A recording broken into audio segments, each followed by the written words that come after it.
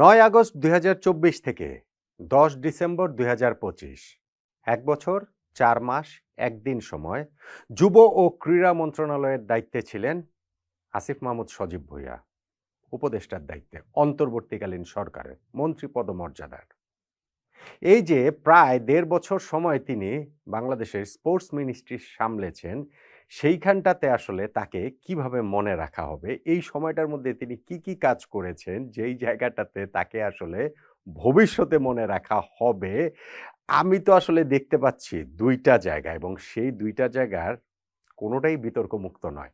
Obviously আমি জানি না, রাজনৈতিক নানান ইকুয়েশন রয়েছে। আজকে থেকে এই যে কিছুদিন পরে ফেব্রুয়ারি মাসে যে নির্বাচন হবার কথা, সেই নির্বাচনে তিনি অংশগ্রহণ তো করবেনই। তিনি সংসদ সদস্য হতে পারেন কিনা, তার দল ক্ষমতায় আসতে পারে কিনা, কিংবা তিনি কোন দলে যান, কোন জোটে যান, কিভাবে থাকেন, সেগুলো অন্য আলোচনা। এমনও হতে পারে রাজনৈতিক নানান সমীকরণে গিয়ে সেই ফেব্রুয়ারি নির্বাচনের পর আবারও স্পোর্টস মিনিস্ট্রিতে এইবার একেবারে মন্ত্রী হয়ে, মন্ত্রী পদমর্যাদায় না, উপদেষ্টা না, একেবারে মন্ত্রী হয়েই ধরেন তিনি ফেরত আসতে পারেন আসিফ মাহমুদ। কিন্তু সেটা তো পরের বিষয়।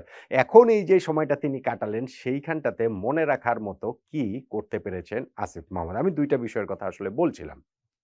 দেখুন, তিনি দায়িত্ব নিয়েছিলেন ২০২৪ এর ৯ই আগস্ট বলছিলাম, এবং তার ৯ দিনের মধ্যে ১৮ই আগস্ট ঘোষণা দিয়েছিলেন যে বাংলাদেশ স্পোর্টস ইনস্টিটিউট নামে একটি প্রতিষ্ঠান গড়ে তোলা হবে, যেইখানটা থেকে সেন্টার অফ এক্সেলেন্স স্লোগান দিয়ে বাংলাদেশের সকল খেলার সকল অ্যাথলেটদের তৈরি করা হবে বিশ্বমানের।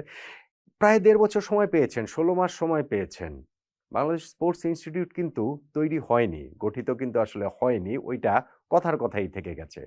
ধরেন বাংলাদেশের সব অঞ্চলে সকল আন্তর্জাতিক খেলা নিয়ে যাওয়া হবে এবং সেইখানটাতে স্পোর্টসের একটা ইকোসিস্টেম গড়ে তোলা হবে, এরকম ঘোষণা তিনি দিয়েছিলেন। হয়নি, সেটাও কিন্তু হয়নি। ধরেন বাংলাদেশের এই যে ৫৩-৫৫টা যে স্পোর্টসের ফেডারেশন অ্যাসোসিয়েশন রয়েছে, সেগুলোর অনেকগুলোরই কমিটি তিনি ভেঙে দিয়েছেন, সার্চ কমিটির মাধ্যমে নতুন কমিটি তৈরি করেছেন। সেইটাতে খেলাগুলো যেন ওইখানটাতে এক ধরনের গতির জায়গা তৈরি, গতি সঞ্চার হয়, সেটা কি আসলে হয়েছে? মোটা দাগে আসলে হয়নি। জেলা এবং বিভাগীয় ক্রীড়া সংস্থাগুলো সব কমিটি তিনি ভেঙে দিয়েছেন। সেই জায়গায় অ্যাডহক কমিটি বসিয়েছেন এবং সেইখানটাতে নিজের পছন্দের লোক বসিয়েছেন বলে এরকম অভিযোগ রয়েছে বাংলাদেশ ক্রীড়াঙ্গনে, এবং প্রবলভাবেই সেটা আছে। এতদিন তিনি দায়িত্বে ছিলেন, সেই জন্য ওই বিষয়ে কেউ আসলে ওইভাবে সরব হয়নি। এখন যখন দায়িত্বে নেই, আপনারা সামনে এই বিষয়ে অনেক কিছুই আসলে দেখতে পাবেন বলেই আমার কাছে সেই জিনিসটা মনে হয়। হ্যাঁ, সাকসেস যে এই সময়ের মধ্যে নেই, বাংলাদেশের স্পোর্টস অঙ্গনে একেবারেই নেই, সেটা বলা যাবে না। ধরেন ফুটবলে আমাদের এই যে হামজা চৌধুরীদের সূত্রে একটা ফুটবল উন্মাদনার জায়গা তৈরি হয়েছে, কিন্তু নট নেসেসারিলি সেই জায়গাটাতে ক্রীড়া উপদেষ্টা হিসাবে আসিফ মাহমুদের অবদানটা বা তার রোলটা খুবই প্রমিনেন্ট। বিষয়টা সেরকম নয়। বরং আমি যে ২ টা জিনিসের কথা বলছি, সেই ২ টা জায়গায় তার রোলটা খুবই প্রমিনেন্ট এবং খুবই সরাসরি। নাম্বার ১, বিসিবি নির্বাচন। বাংলাদেশ ক্রিকেট বোর্ডে এইবার যেই নির্বাচনটা সর্বশেষ হয়েছে, সেই নির্বাচন টিকবে না।